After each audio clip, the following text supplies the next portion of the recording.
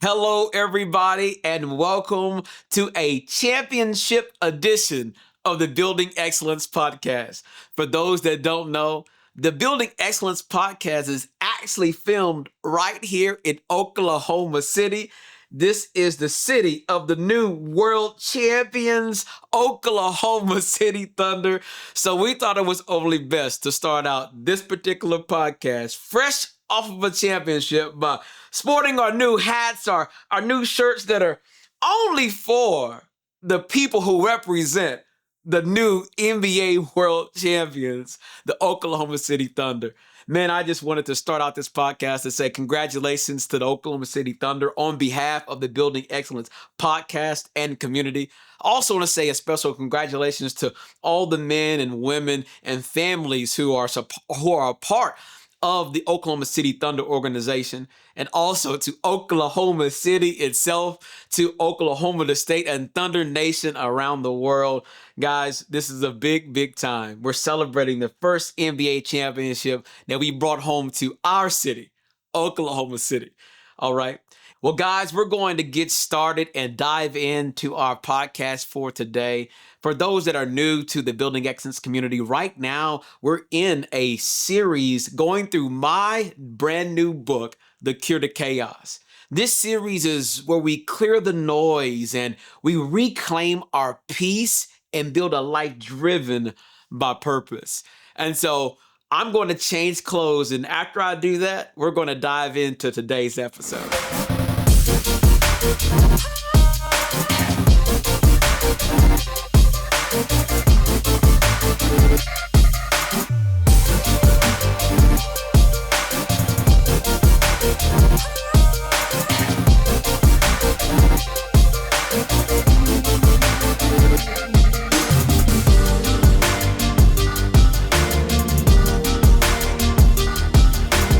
Okay, everybody, today's episode is foundational. It may just be the most important conversation we've had so far. Why? Because beginning here is where everything changes. This episode is coming from chapter 3 of my book, The Cure to Chaos, and that chapter is entitled Choosing Your Results. This one chapter has changed the trajectory of my life more than anything else in the entire book. Everything in your life right now is leading somewhere. And here's the truth. The outcomes are more predictable than we like to admit. But most people live like life is just happening to them as if they're powerless victims of circumstance. They say things like, "Look what happened to me." But the real power is in the next question. It's in the question that comes after what happened to me. Like, now what? I love those two questions together. One question is, look what happened to me. And if we begin to ask ourselves the immediate next question, now what? That question unlocks your future. You may not get to control what happened to you, but you can control how you respond. The response is where greatness awaits. It's where peace awaits. It's where purpose awaits. Unfortunately, it's also where regret, ruin, and resentment await if you respond poorly. I want you to understand this.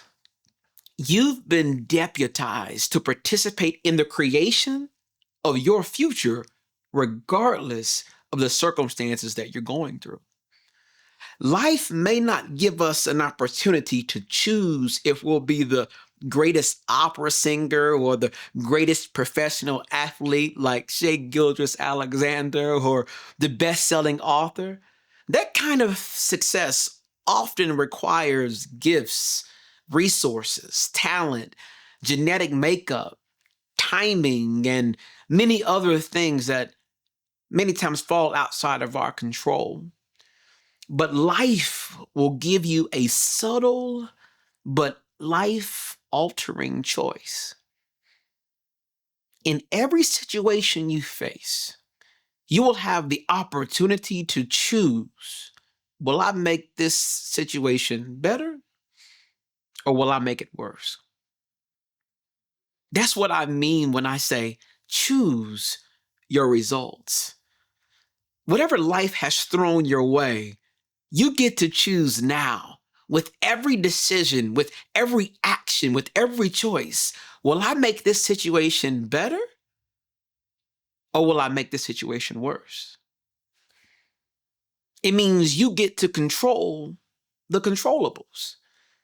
The biggest creator of chaos in our lives is typically us. Why? Because we don't pre-decide our results. We show up to situations and relationships and challenges without deciding in advance who we will be and what really matters. When you don't pre-decide, you react to life instead of leading it. You end up surviving your life instead of living it. But when you decide who you'll be in advance, when you establish what your home will feel like in advance, what your relationships will be rooted in advance, when you decide what kind of professional you'll be in advance, you'll be able to choose joy every day in spite of circumstance. That's when truly living your life begins. So that's what values are. They are the foundation from which we choose our results. Now, it's very important that I give you a hard truth. If you don't define your values for your life, the chaos around you will define your life for you. So, because this truth is so pivotal, I want to help you pre-decide and create your own values right now so chaos doesn't rule in your life another day. So, you ready? Let's begin. In order to create your values, it's important that we understand a deep definition of what they are practically and how they will help you specifically. For me, there are 5 specific results that values produce in our lives. So I want to go through all of those so we have an intimate understanding and then we'll be moved to apply those in every area of our life. Okay, so the first specific result that values produce in your life is this, that values are guiding principles for your decision making. So think of values like an internal compass. When life gets complicated, and it will, your values are principles. They are the principles that you'll return to. Whether you're deciding how to lead a team, raise a child, handle conflict, handle your boss, navigate a marriage, or navigate heartbreak, your values determine your direction. They don't always make the choice easier, but they do make the choice clearer. Your values tell you, here are the things I won't do in this situation. And here are the things that I should do, even though it's hard. I'm going to do it. Why? Because that's who I am. That's who I've pre-decided to be. That's what I believe in. Again, values are an internal compass that direct your choices, your behaviors, your responses, especially when the path is unclear. So here's a second area that values will really show results in your life. Values are what you're willing to sacrifice for. Here's where values get real. If you say you value integrity, but lie when it's uncomfortable, is it really a value? The truest values are the ones you're willing to suffer for, sacrifice for, stand alone for, pay a significant price for. Think about it. What have you sacrificed for that revealed what matters most to you? All right, let's go to the third area where values show results in your life. Values are the standards that define who you are. Values aren't fluff. They are your identity framework. They show up in your character, in the way people experience you when they're in your presence. They show up in your behaviors and in the reputation you leave behind when you leave the room. Your values become your brand, they become your legacy. You show me a behavior, and I will show you what a person values. Values are the non negotiable standards that shape your identity and your legacy. So ask yourself, if people described you based on your behaviors, based on how you behaved around them in their presence, and values alone, what would they say? Do you like what they would say? If you do, then keep working hard, living by your values, as I know that doesn't happen by accident. However, if you don't like what they say, perhaps it's time to pre-decide what your values are, and let's change that legacy forever. Okay, let's go to the fourth way that values produce results in your life. Values are the evidence of what you prioritize. So let's lovingly step on toes for a minute. Values are not what you post on social media, they are what you consistently live out. If we looked at your calendar, if we looked at your bank account, if we looked at your conversations, that tells you so much about what you value. If we looked at what you watched, if we looked at what you listened to, what you read, that's where your real values are. Values aren't what you say, they're what you constantly live out. So here's a question for you: where do your actions and your values align? And where do your actions and values not align, where it creates a gap? If there are areas in your life where your values and your actions align, then keep working hard to keep those things in alignment, because that doesn't come on accident. That comes through intentionality. So keep up the good work. However, where there is a gap, let's pre-decide to change our values and to close the gap and to work harder on aligning our actions and our values to where there's no gap. Okay, let's go to the fifth and final area where values produce results in our life. Values are shared beliefs that create culture. Whether it's your family, your business, your circle of friends, shared values create the culture. It creates the environments that you guys share together.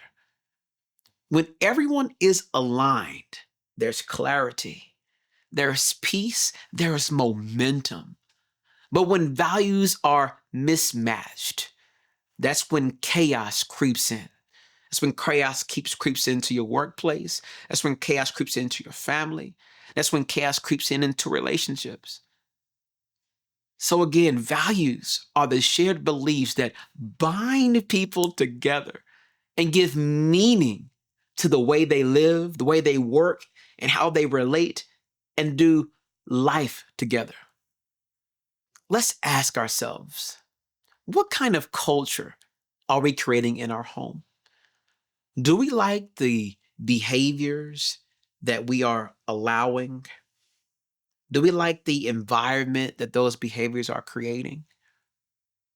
In your relationships, what kind of culture is taking place in those? Do we like the behaviors that we're allowing? Do we like the environment that it's creating? Then same question for our workplace. What kind of behaviors are we allowing? What kind of environment are we creating? Does that align with the values of who we really want to be? Here are some more thought provoking questions that can help us consider the environments that we're creating relationally. Here's a question I love to ask myself, and I want to ask you: who are you hanging around and why? The answer to why you're hanging around should align with the values, it should align with who you want to be. Another question that you can ask yourself about these relationships is: what values in these relationships are setting the tone? Another way of saying that is: what behaviors are setting the tone for this relationship? Are those behaviors producing a result that I'm proud of? Or is it producing a result that I'm not?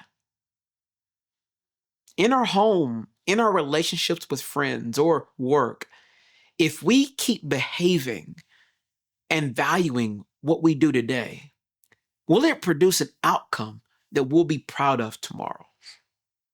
If not, let's pre-decide to change how we behave.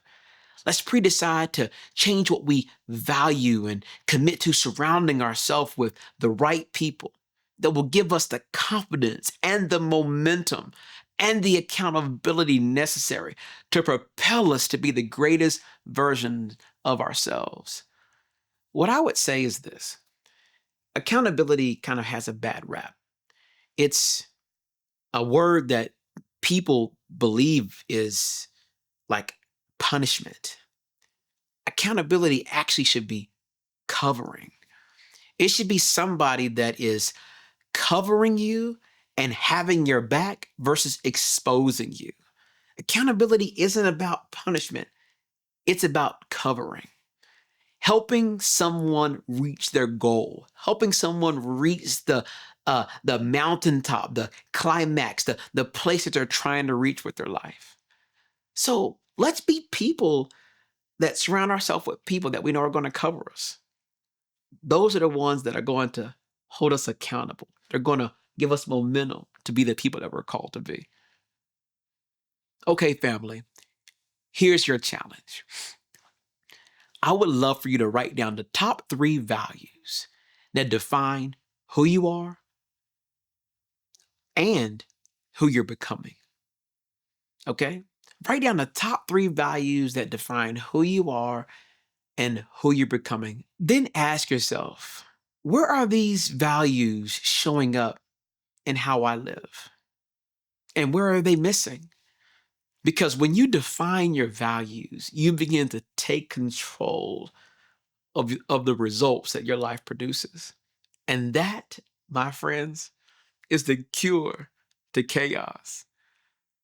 So if there's any results that your life is producing that you don't like, that's when we need to pre-decide: if this situation happens again, what am I going to do differently that's going to produce a different result? I believe chaos happens when there's a result that's happening that we don't like and we don't make changes. However, I believe it's the cure whenever you have a result and you pre-decide what the change is going to be. And when you encounter that situation again, you get the result that you're after. Well, guys, if this episode helped you clarify what really matters, share it with someone you love. And if you haven't grabbed your copy of The Cure to Chaos, please do it. There's the links in our bios on all social medias. You can go also to our website and pick up the book, or you can go to your local bookstore online or in person. And guys, I just want us to commit to building a life that's rooted, that's peaceful, and powerful together. All right, you do not want to miss our next episode. I'll be guiding you step by step through the process of actually creating your values. We'll walk through reflection questions that have changed thousands of lives, and they just might change yours. I'm telling you, I think the proof is in the title. The title of the next episode is The Questions That Change Everything. All right, don't miss it. I'll see you there.